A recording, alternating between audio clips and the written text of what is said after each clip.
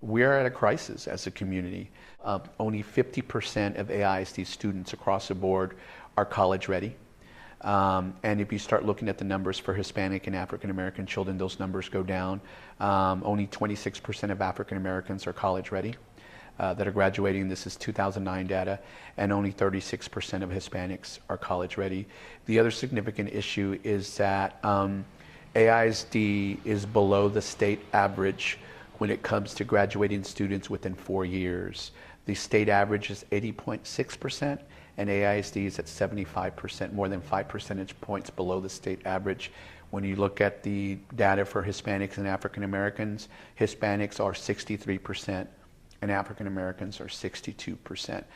It's a sad state of public education, and Austin is no different. You know, as progressive and liberal as we want to be, this is a reality. There are different education systems going on in the city that people are just not aware of.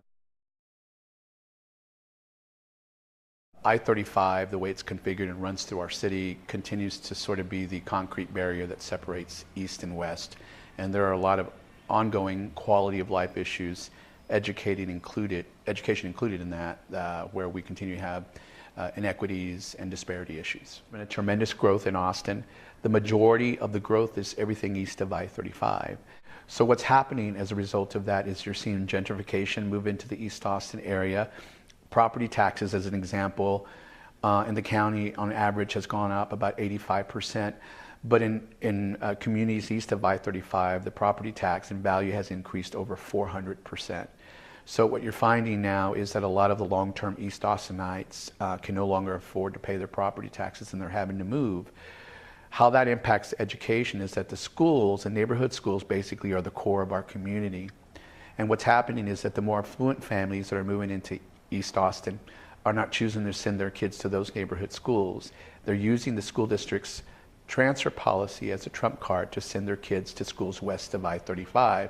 So the end result of that is you have more schools on an annual basis that are either underutilized, and on top of that, they're low performing. If you look at just the historic data, the majority of the low performing schools have all been located east of I-35.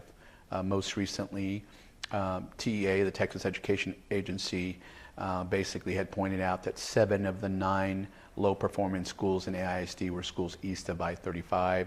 I think out of all the schools in AISD, the one that continues to present the greatest challenges to our community in the school district is the school formerly known as Johnston High School, which is now Eastside Memorial. The school is located in the Go Valley Johnston neighborhood.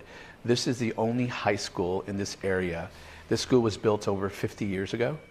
The last new middle school that was built in the neighborhood and area was built over 25 years ago. When the state of Texas shut down Johnston High School, that school was only at 36% capacity. And one of the major issues was that the kids weren't even showing up to school. A lot of them were working minimum pay jobs at fast food restaurants. And I remember personally going door to door to a lot of the fast food restaurants saying, stop hiring these kids when they should be at school.